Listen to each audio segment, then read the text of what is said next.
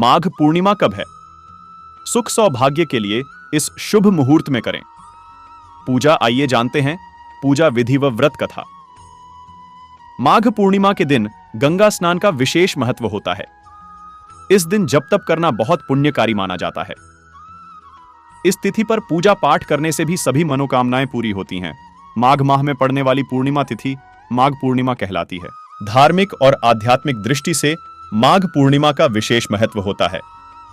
इस दिन स्नान, दान और जप करना विशेष फलदायी माना जाता है।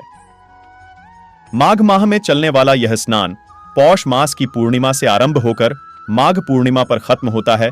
माघ पूर्णिमा को माघ मास का अंतिम दिन माना जाता है।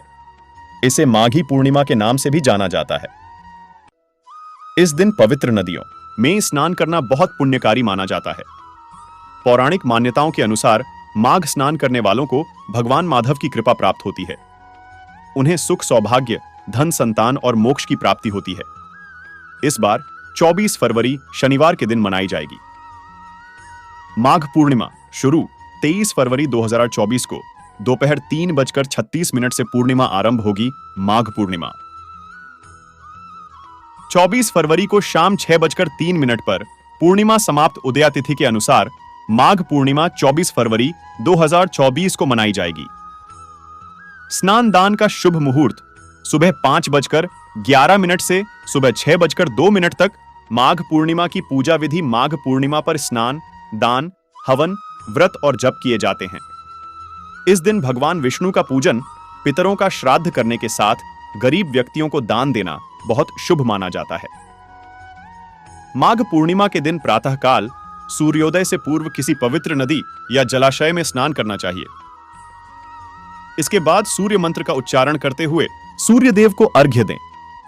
अब व्रत का संकल्प लेते हुए भगवान मधुसूदन की पूजा अर्चना करें। मध्याह्न काल में गरीब व्यक्ति और ब्राह्मणों को भोजन कराकर दान दक्षिणा देना चाहिए।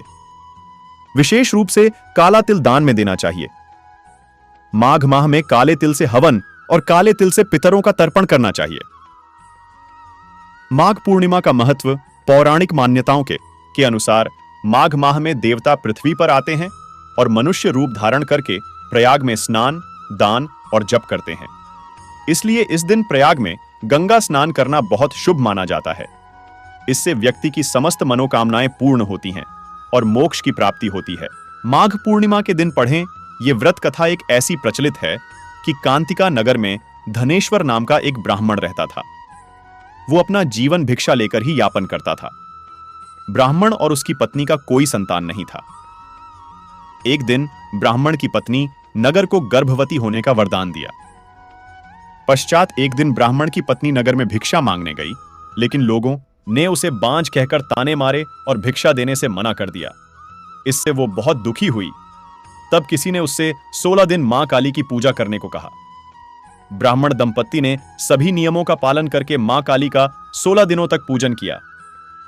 16वें दिन पूजा करने के बाद मां काली उनसे बेहद प्रसन्न हुई और वह प्रकट होकर ब्राह्मणी को गर्भवती होने का वरदान दिया। साथ ही यह भी कहा कि तुम पूर्णिमा को एक दीपक जलाओ और हर पूर्णिमा पर एक दीपक बढ़ाते जाना, जब तक कम से कम 32 की संख्या न हो जाए।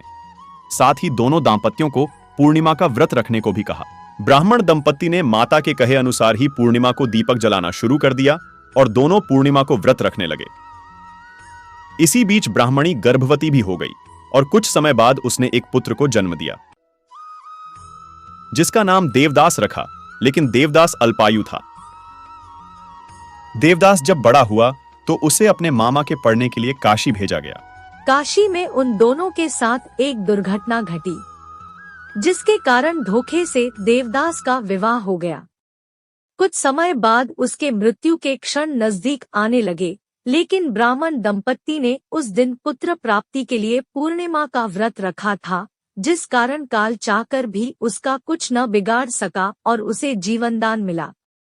इस तरह पूर्णिमा के दिन व्रत रखने से व्यक्ति को सभी संकटों से छुटकारा मिल सकता है और सभी मनोकामनाएं भी पूरी हो सकती है। यही थी व्रत पूर्णिमा की कथा। वीडियो पसंद आई हो तो लाइक, शेयर, सब्सक्राइब करना ना भूले। राधे राधे।